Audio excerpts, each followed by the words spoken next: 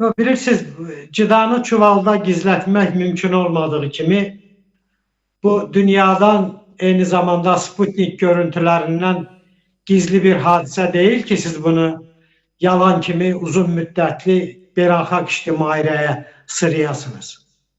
Ortada faktlar var, araştırıcı kurumlar var, muharebəni öğrenen institutlar var ki, bu institutları bilavasitə maliyyələşdirilməsini Amerika Birleşmiş Ştatları hayata geçirir. Ve bunların gündelik hesabatları var. Açık şekilde onlar konkret görüntülerle istenilen bir yer değişmeni derhal sübut edip faktlarla ortaya koyurlar. Yani bu o zaman değil ki yalanı bir taraflı qaydada həqiqət yerinə kimlərə sasırıya biləsin. Bu məsələnin hərbi tərəfi, yəni bir növ cəbhədə, cəbhə xəttində paritet yaranıb. Bunu bir mənalı şəkildə demək mümkündür. Ayrıca aylıq cəlb olunan 40-45 min nəfərlik səfərbərlik cəlb olunan əskərlər məsələsi ki var. Bunların da ay ərzində 30-35 mini ay ərzində öldürülür Ukrayna ordusu tərəfindən. Bunun üstünə bir də 3-1 səviyyədə yararlarla gələrsinizsə, aylıq təchizat olaraq göndərilən ordunun, Rus ordusunun artımına heç bir katkısının olmadığına emin olacaksınız. O bakımdan artık evvelki illerde olduğu gibi her ay Rus ordusunun artması hadisesi mümkün olmur. Rus ordusu yerinde sayır, aksine gittikçe az da olsa azalır. Bunun üstüne Ferrari ve kaçanları ve diğerlerini de gelseniz, girov götürülenler de gelseniz, Rus ordusu gittikçe azalır. Buna göre cəbhədə gittikçe Ukrayna-Rus ordusu arasında bir paritet yaranır. Sadece təchizat meselesinde Rusya'nın üstünlüğü var. Çünkü muharebe Rusya'nın ərazisində getmir.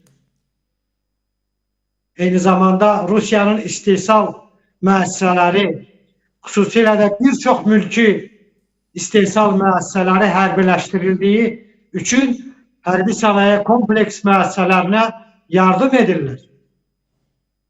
Və bu yardım prosesinə, istehsal prosesinə artıq institut və məktəblilər belə cəlb olunur.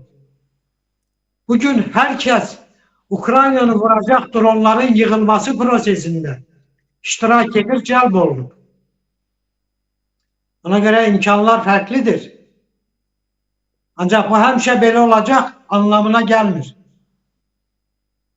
Çünkü perspektivde Rusya'nın Avrupa'ya büyük bir təhlükə törətməsi sebebiyle artık Avrupa Birliği ölkələri de tədricən mülki sənaye müəssisələrini hərbiləşdirməyə başlayır.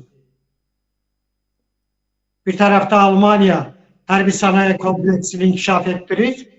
Diğer tarafta aparıcı devlet olan Fransa bazı mülki sanayi kompleksini, sanayi müesseselerini hərbiləşdirir. Bilirsiniz ki Renault avtomobil zavodu var. Ve bu Renault avtomobil zavodu artık hərbi dronları istehsalına başlayır. İlkin olarak hedefler 600 dronun aylık istehsalıdır. Ve perspektifde bu artacaq. Ve uzun mesafeli dronlardan, müasir dronlardan söhbət gedir. Ve tabii ki bu istehsal arttıkça cəbhədən necə canlı qüvvə pariteti getdikcə yaranırsa, təchizat baxımından da Ukraynanın xeyrinə dəyişikliklər olacaq. Bu hərbi məsələdir. Gələk sülh məsələsinə, çünki çox strateji əhəmiyyət daşıyır və artıq çox yaxında sülh olacaq bəyanatları verənlər də var. Ancaq düşünürəm ki, bu çox böyük bir yanıltmadır. Ortada büyük bir diplomatik yalan var. Bu diplomatik yalanı, görüntünü yaradan Rusya ve onun prezidenti Vladimir Putin. Vladimir Putin'in muharebeni bitirmek planı yoktur. Bunu herkes bilsin. Onda sual olunabilir ki, bu danışıqlar, müsbət gedişlər və anlaşmalar, müəyyən güzəştlər deyə görüntülər nədən ibarətdir? Çünki artıq Rusiya rəhbərliyində də bəzi müsbət irəliləyişlərin olduğu haqqında fikirlər səsləndirilir. Doğrudur, bu ənənəvi bir açıqlama deyil. Rusiya buna vərdiş etməyib. Ancaq bu nə üçündür?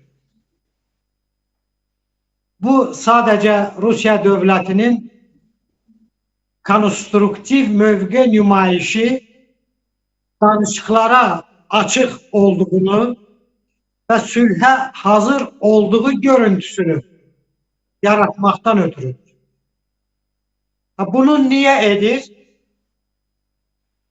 Çünki Amerika Birləşmiş Ştatlarının çox ciddi baskısı var. Bilirsiniz ki, Rosneft və Lukoyla tətbiq olunan sanksiyalar Rusiya neft sistemini, ixracatını əhəmiyyətli dərəcədə sarsıdıb. Ancaq bu son deyil. Rusiyanın neft şirkətləri, istehsal müəssisələri, neft ayırma zavodları və satışla məşğul olan traderlər eyni zamanda uğurlu olarak kölgə donanması var ki, uğurlu olarak bütün dünyaya bu nefti satabilirler. Ve bu tankerlerin artık hapsolunma prosesine revaç verir. İster Karib Denizi'nde, ister Atlantika, isterse de Avrupa Birliği devletlerinin Şimal Denizi hövzəsində, Baltik'te bu tankerlerin hapsolunması prosesine revaç verir. Bu Rusya iqtisadiyyatını çöktürür. Bu muharebeni devam ettirmek için bütçenin esas maliye mənbəyini çöktürür. Ona göre de daha sert sanksiyalardan kaçmak için Donald Trump'la Putin növbəti oyun təşkil edir. Bütün söhbət bundan ibarətdir. Məgər sülh istəyən dövlət intensiv olarak ballistik raketlerle, eyni zamanda yüzlerle dronlarla bu kış ayında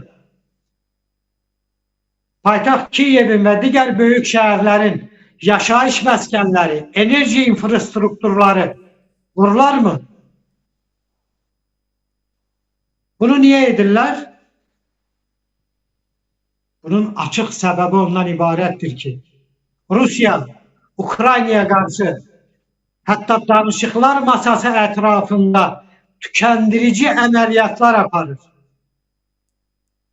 Əhalini total olarak bezdirmek, yormaq, ölkədən qaçırmaq və hakimiyyəti əhali vasitəsilə sülhə təhrik etmək. Bu məsələnin birinci tərəfi, ikinci bir tərəfi Donald Trump'ı inandırmaq ki, Ukrayna'nın Rusya ile muharebede hiçbir perspektifi yoktur. Ona göre de Trump'ı mecbur etmek istəyirlər ki, Ukrayna prezidentine təzyiq etsin ki, ərazi